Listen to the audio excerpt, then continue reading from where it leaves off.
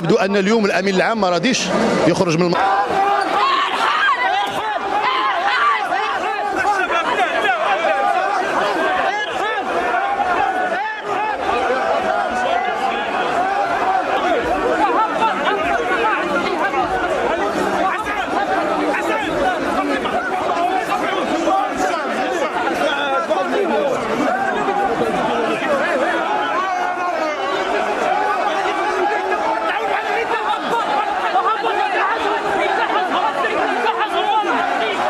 بالنقاش السياسي. غياب النقاش بين الفاعلين وبين وسط المؤسسات وسط البرلمان خلانا نعيشوا فراغ. كيفاش غدير النقاش السياسي وانت كترشح بعض، ما نقولش كلشي، تجار المخدرات؟ كيفاش غندير النقاش السياسي وانت عندك شي 6 المتابعين وعندك 27 واحد متابع؟ كيفاش غدير النقاش